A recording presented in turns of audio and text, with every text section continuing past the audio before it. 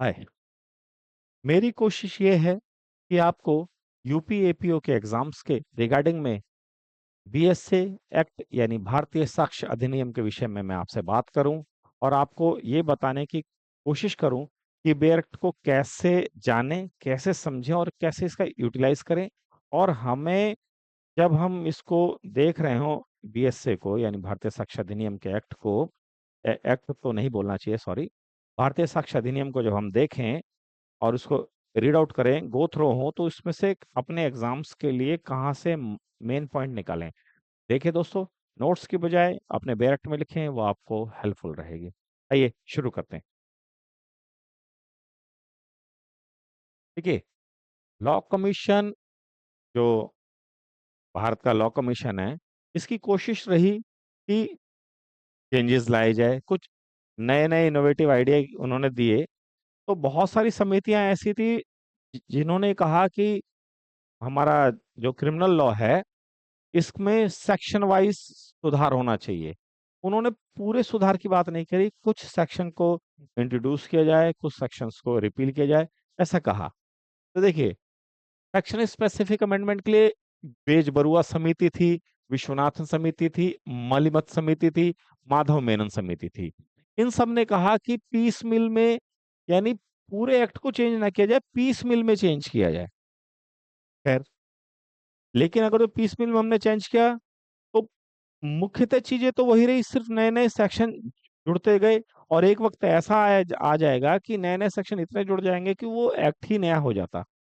तो इसलिए और भी कुछ समिति आई, उन्होंने और कुछ कहा। आइए देखते हैं क्या कहा।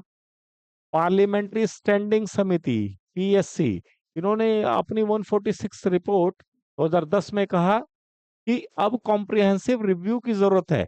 हमारा जो भी क्रिमिनल जस्टिस सिस्टम है उसके कॉम्प्रिहेंसिव रिव्यू की जरूरत है, यानी पूरे के पूरे चेंज करने की जरूरत है। छोटे मोटे चेंजेस से बात नहीं बनेगी, क्योंकि ये 1872 का एक्ट है और इतने साल हो गए, इतना वक्त निकल चुका, 100 साल से ऊपर हो गए, तो आज भी रेलेवेंट है। लेकिन इसकी रेलेवेंसी नए बदलते सामाजिक स्थितियों में अलग होनी चाहिए, क्योंकि साक्ष्यों के नियम, एविडेंसेस के नियम चेंज हो चुके हैं और मोड भी चेंज हो चुके हैं। इलेक्ट्रॉनिक आ गए, डिजिटल आ गए और बहुत सारे मोड शुरू हो गए और नए नए एस्पेक्ट नए नए समय में आते जा रहे हैं। तो उसको डील करने के लिए इंडियन एविडेंस एक्ट इनसफिशिएंट सा महसूस हुआ।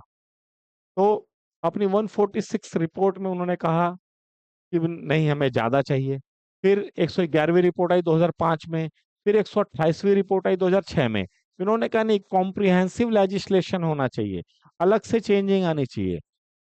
फिर फिर अब आते हैं 2019 में। 7 सितंबर 2019 को होम मिनिस्टर ने सभी गवर्नर्स को, चीफ मिनिस्टर्स को, लेफ्टिनेंट गवर्नर, यानी जितने भी एडमिनिस्ट्रेटर से, उनसे कहा कि आप मुझे बताएं, आप मेरे को अपने सजेशन दें।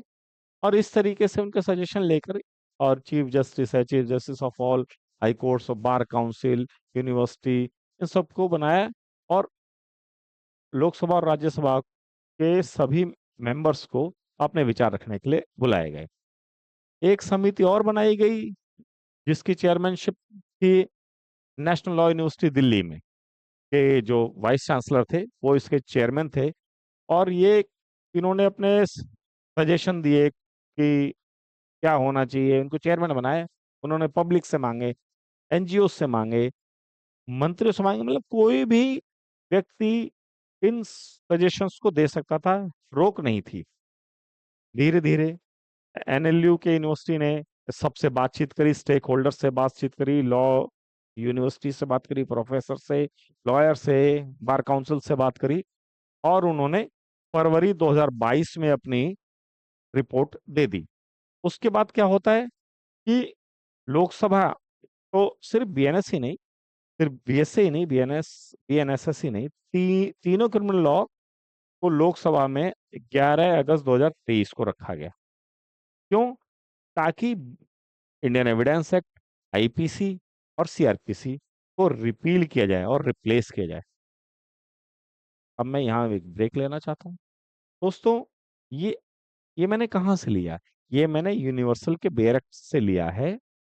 और ये आमतौर पे सभी में मिलेगी। सवाल ये आ सकता है, कौन सी भी रिपोर्ट में कॉम्प्रिहेंसिव रिव्यू की बात की गई है? 146 में का कौन से कौन सी भी रिपोर्ट में कॉम्प्रिहेंसिव लेजिस्लेशन की बात की गई? 111 और 128। कौन से साल में? 2005 2006 में। ये सवाल आ सकता है। बेयर एक्ट में जो लिखा है उन सब पे सवाल आ सकता है। होम मिनिस्टर ने कब से कब विचार मांगे? 7 सितंबर 2019 में। चेयरमैन कौन था? नए क्रिमिनल लॉ को रिपील करने के लिए, रिप्लेस करने के लिए चेयरमैन कौन बनाएगा? नेशनल लॉ यूनिवर्सिटी के वाइस चांसलर को। और उन्होंने रिपोर्ट कब दी? फरवरी 2022 में। रिपील करने के लिए, रिप्लेस करने के लिए किसको? आईपीसी, सीआरपीसी और एविडेंस एक्ट को। होप सो आपको समझ आया होगा। शुक्रिया।